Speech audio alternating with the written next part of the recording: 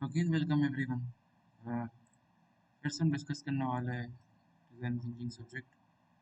Discuss कर रहे थे पिछले क्लास में इमर्शन क्या होता है, ये हमने डिस्कस किया था। इमर्शन और ऑब्जर्वेशन में डिफरेंस क्या होता है, हमने डिस्कस किया था। Environment principle cycles, product cycles, life cycles क्या होता है डिज़ाइन थिंकिंग में। अब हम डिस्कस करने वाले हैं state the major challenges adopting design thinking approaches in home delivery system in banking sector. ये क्या रियल लाइफ एग्जांपल के थ्रू आपको डिज़ाइन थिंकिंग से लिंक करने का बोल रहा है क्वेश्चन। हम कैसे करते हैं, तो ये एक जैसे जैसे क्वेश्चंस क्या होते हैं, कोई फिक्स्ड अप्रोच नहीं होता है इनके आंसर का। आपको खुद से बना के लिखना पड़ता है इस आंसर को। आप बस मैं तो एक फ्रेमवर्क बता सकता हूँ, आपको आंसर अपने मन से लिखना पड़ेगा इसमें। फ्रेमवर्क किस टाइप में वो देखते हैं। सबसे पहले design thinking in home delivery system. फिर सपोज आप एक होम डिलीवरी सिस्टम चला रहे हैं, इसके लिए आपको उसके एम्पैथी में जाना पड़ेगा। तो आप एक होम डिलीवरी सिस्टम चला रहे हैं, किसी भी चीज़ का डिलीवरी सिस्टम चला, क्या चाहिए डिज़ाइन थिंकिंग आप कहाँ लगा सकते हो, क्या क्या चैलेंजेस हैं, क्या क्या मेजर चैलेंजेस आएंगे आपको होम डिलीवरी सिस्टम में, ठीक है, डिज़ाइन थिंकिंग अप्रोच के साथ। सबसे पहला, अंडरस्टैंड द यूज़र नीड्स। सबसे ज़रूरी होता है कि यूज़र के नीड क्या है, यूज़र को क्या चाहिए, उसके प्रेफरेंस, उसके बिहेवियर काफ़ी मैटर करता है इस बारे में। Second is integration with existing systems. अभी जो एग्जिस्टिंग लॉजिस्टिकल और आईटी सिस्टम्स जो है उसे हम यूज़ करें ताकि हम अपनी एफिशिएंसी को बढ़ा सकें। कोलैबोरेशन विद अक्रॉस डिपार्टमेंट्स, जैसे डिफरेंट डिपार्टमेंट्स होते हैं such as customer service, logistic and IT, they are very crucial. तो इसके साथ कोलैबोरेशन बहुत ज़रूरी है हमारे लिए। Balancing innovation and feasibility, innovation भी करना है हमें, और इनोवेशन ऐसी होनी चाहिए जो फिजिबल भी हो। ऐसा नहीं कि सबको पैसे बांट दिए, वो नहीं होता इनोवेशन। इनोवेशन ऐसा जो कि इकोनॉमिकली feasible हो, which should be cost effective, it should be practical and dedicate balance to maintain, तो उसे मेंटेन किया जा सके। आइटरेटिव टेस्टिंग भी ज़रूरी होता है, रिग्रेस टेस्टिंग बहुत ज़रूरी होता है किसी भी रियल लाइफ प्रॉब्लम को, because real life problem is all about exceptions. तो जितने एक्सेप्शंस होंगे, जितनी टेस्टिंग हम करेंगे, हमें उतने एक्सेप्शंस का आइडिया लगेगा। उसके बाद हम उससे इतना लर्न कर सकते हैं, उतना इम्प्रूव कर सकते हैं। Next is culture shift. This is very important and very crucial point. Like embracing a design thinking mindset requires a cultural shift within the organization, uh, which can be met with resistance. यानी कि जब आप एक organisation में काम करते हो, तो एक कल्चरल शिफ्ट ऑर्गेनाइजेशन के अंदर जो आता है, तो उसे हम डिज़ाइन थिंकिंग के थ्रू कॉन्कर कर सकते हैं। वही लिखा हुआ है। Second is scalability. So it is not only about the effectiveness or like how efficient it is, but it should also be how scalable it is. Also scalable to meet the demand of the growing customer base in a significant challenge. Next is data privacy and security. दोनों बहुत ज़रूरी चीज़ें होती है, because privacy and security of the customer data throughout the design process is a paramount and increasing complex. This complexity बढ़ा देती है. These challenges require careful consideration and strategic planning to successfully implement a design thinking approach in a home delivery services.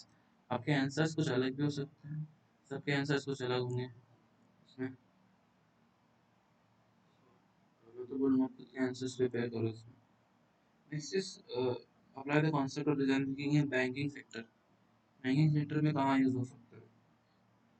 First is empathise करना customers को। Customers यानी कि जो भी depositors है बैंक में, उसकी प्रॉब्लम्स को समझना।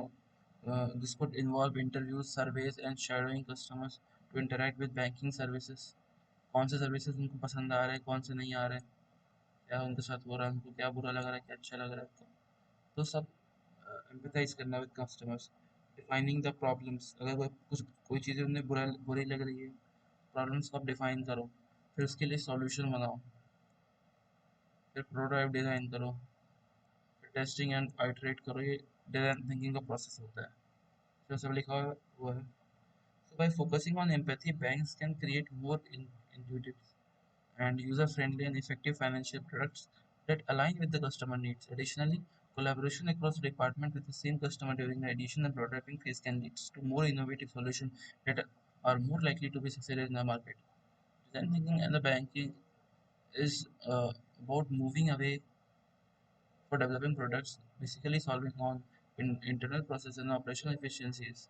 And instead of creating services that generally solve customer problems and enhance their overall banking experiences. Basically यही बोला है कि by focusing on empathy and other five stages of design thinking, we can really enhance the growth and sales of banking system. इतना ही बोला है. So, हमारे ये दो क्वेश्चंस भी हो गए. ये क्वेश्चन अब इन दोनों पे आते हैं हम. What do you mean by storytelling and level of innovation? Level of innovation वाला क्वेश्चन मेरे को लगता है I have discussed already. Here are the factors determining the level of innovation. Basic level of innovation क्या है अगर मैं net में भी टाइप करूँ innovation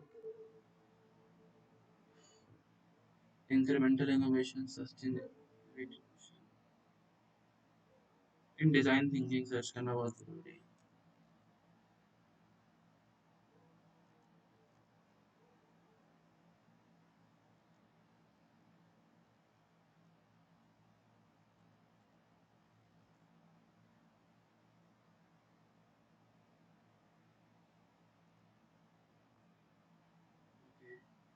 level of innovation in design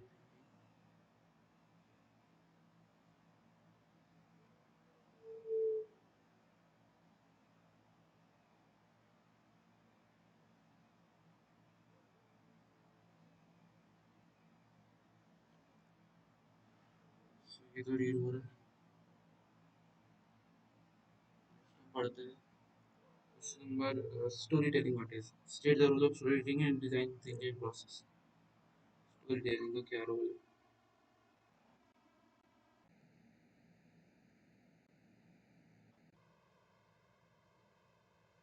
second question storytelling yes state the role of storytelling. Storytelling in design thinking process serves several key roles and enhances guides to the journey of design. Enhances empathy. Empathy design करता है story के help से story के through हम चीज़ों को और बेहतर समझ सकते हैं यूज़र एक्सपीरियंस को और बेहतर समझ सकते हैं उनकी नीड्स को समझ सकते हैं उनके इमोशंस को समझ सकते हैं foster a deeper understanding creates a deeper understanding okay?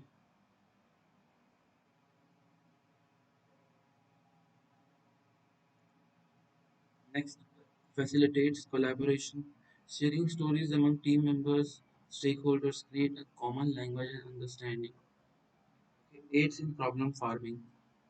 It just really helps in facing the problems faced by the consumer and underlying problems such as many other problems which can be tackled using storytelling and guide solution farming. It just helps to visualize the impact of potential solutions and making it easier to iterate and refine uh, our ideas. It supports solution implementation.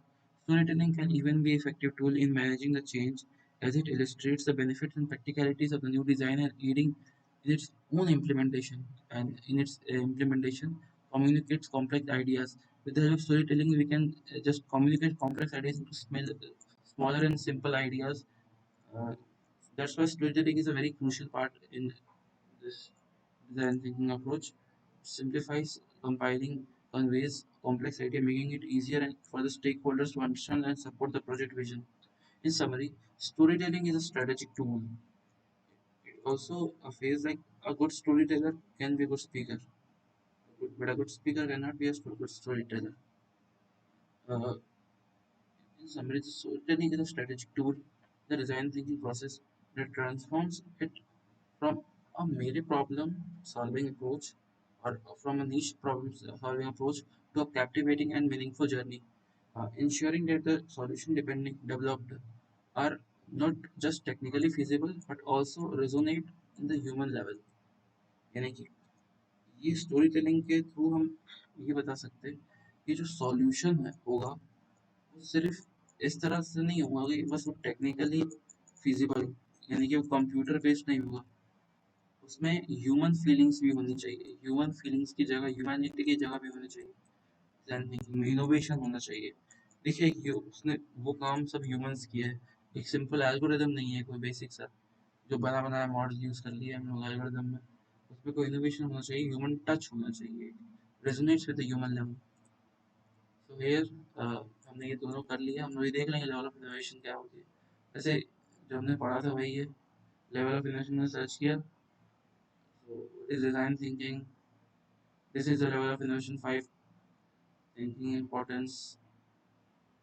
और अगर मैं MIT का देखूँ lectures follow करता हूँ, चलिए ये सब MIT वगैरह के, उन्होंने क्या बोला है, देखो लेवल ऑफ डिजाइन थिंकिंग यही है, empathise, define, ideate, prototype, this is the level we refers to this। MIT में भी mentioned है लेवल ऑफ इनोवेशन क्या होता है। बेसिकली कैसे यही पूछा है कि अगर आपके पास सपोज एक आइडिया है, एक इनोवेशन है, तो इनोवेशन के लेवल्स क्या होंगे। तो पहला लेवल होगा एम्पैथी, दूसरा लेवल होगा आपका प्रोटोटाइप आइडिएशन, प्रोटोटाइप, फिर testing, dot dot dot dot, this type of things. I think you got it. तो हमने इसी तरह से हमने अभी ये दो क्वेश्चन कर लिए। नेक्स्ट हम इसको भी खत्म ही कर देते हैं आज, आज के आज ही, क्यों लंबा करें। नेक्स्ट हम करने वाले हैं six thinking hats. Six thinking hats, this is six thinking certainly. उससे पहले ये personal thinking, persona, persona, personal thinking, personal thinking. Personal thinking refers to the individual way of reasoning and processing information. It involves a range of cognitive activities such as analyzing, critical thinking, creative thinking. Personal thinking, influenced by one's experiences, beliefs, and other emotions, plays a crucial role in decision making and problem solving। I think you got it, बहुत easy है। Personal thinking क्या होता है, एक individual की personal thinking, एक personal beliefs क्या होती है, इमोशंस क्या होता है, ये सब कुछ पर्सनल थिंकिंग तो हमारा हो गया। सिक्स थिंकिंग हैट्स पे आते हैं, ये काफ़ी इंपॉर्टेंट है, अभी हम इसके बारे में और डिस्कस करेंगे नेक्स्ट लेक्चर में, सिक्स थिंकिंग हैट्स के बारे में। देखो अभी यहाँ लिखिएगा सिक्स थिंकिंग हैट्स है ना, और डिस्कस करेंगे इसके बारे में नेक्स्ट लेक्चर में। काफ़ी इंपॉर्टेंट इंपॉर्टेंट कॉन्सेप्ट भी है ये, काफ़ी इंटरेस्टिंग कॉन्सेप्ट भी है। It is developed by Edward de Bono, Buno बोलते हैं इसे, एक्चुअली प्रोनाउंस करते हैं Edward de Bono. The six thinking hats is a tool for group discussion and individual thinking involving six colored hats. It represents six different types of thinking। Thinkers या thinking group activity के लिए use होता है। अगर हमारे पास कोई idea है तो हम उसे छह तरीके से आइडिया को देखते हैं। First is white hat. White hat focuses on data available, कि कौन कौन से डेटा अवेलेबल है। Second is red hat, it is for problems using intuition, gut reaction and emotion. जैसे मुझे लग रहा है कि रेड, इस समय पता चल रहा है रेड देख के कि कुछ इंट्यूशन हो रहा है या गट रिएक्शन आ रहे हैं, इमोशंस यानी कि एम्पैथी की बात हो रही है यहाँ पर। फिर black hat is careful and conscious. The black hat looks like all the bad points in the decisions। Yellow hat symbolizes the brightness and optimism। Green hat associated with the creativity। Uh, green hat looks for alternatives and new ideas। Ideate strategy को point कर रहा है। Blue hat used to manage the thinking process। Exactly। तो ये मैंने colours के description दिए कि कौन से हैट का क्या डिस्क्रिप्शन है। डिस्कस करेंगे कि हम आइडिया को कैसे इम्प्लीमेंट करते हैं। Next is project blocks. Project blocks, project blocks is quite simple that this term can refer to the various concept depending on the context। depend upon the context क्या बोला उसके हिसाब से project blocks के various meanings हो सकते हैं। In technology, Google's project block is example। In technology, Google's project block is a research project aimed at creating an open hardware platform for developers. Design and research into next generation tangible programming experiences for kids in architecture. This basically project blocks are the set of blocks which tends to follow a particular trend where the user can gain the concentric experiences and also deals with the particular best user experience with good quality services. Design like the next is doodle design. What is doodle design? So you heard about the Google logo that continuously changing.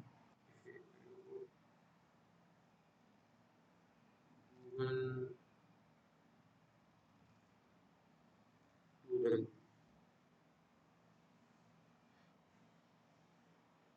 If you go there,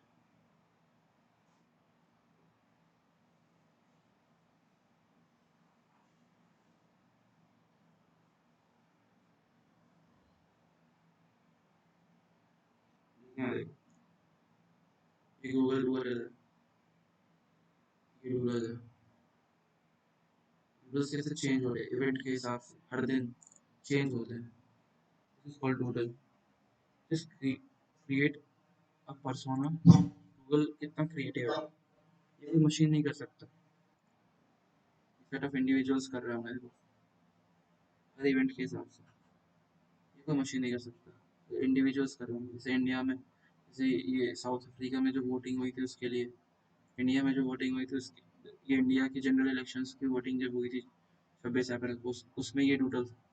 तो ये it just creates an sense of well being और better लगता है देख के कि emotional connect बैठता है. एम्पैथी का बेस्ट एग्जांपल है गूगल डूडल. तो इस टाइप में doodle designing refers to a spontaneous unforced drawing or pattern made while a person's attention is otherwise occupied. मतलब आपका अटेंशन कहीं और हो तो डूडल को आप अटेंशन ग्रैब मतलब करने में हेल्प करे. Doodle are simple drawings that have representational meaning, concrete representational meaning. Concrete नहीं बोलूँगा मैं क्योंकि ज़रूरी नहीं आपको हर चीज़ का मीनिंग समझ में आए. So, or may just abstract shapes. Yes, exactly, abstract shapes. In design, doodle art can be incorporated using graphic design and product design and various creative projects to add personal and playful touch. Exactly. Human touch के लिए बहुत ज़रूरी है. इसे कोई human ने बनाया होगा, इसे भी कोई ह्यूमन ने बनाया होगा तो ये लग रहा है ह्यूमन टच के कि किसी को कितना अच्छा लग रहा है ये ह्यूमन टच लग रहा है. Very necessary. तो इसमें हम लोग डूडल डिज़ाइन भी हो गए डिस्क्राइब कर दिया हमें. इस टाइम पे हमने इसे पूरी तरह से यूज़ कर लिया. इस क्वेश्चन पेपर को पूरी तरह सॉल्व कर लिया. नेक्स्ट हम नेक्स्ट वीडियो में ये पूरी एक्टिविटीज़ करेंगे यूनिट 3 एंड यूनिट 4 की. और इसमें हमें बहुत कुछ सीखने को मिलेगा. ये एक्चुअली बहुत कुछ सीखने को मिलेगा. हम एक्टिविटी से परफॉर्म करेंगे नेक्स्ट लेक्चर में. सिलेबस तो हमने ऑलमोस्ट खत्म कर दिया है देख सकते हैं. Next lecture will continue this. Thank you. Have a nice day.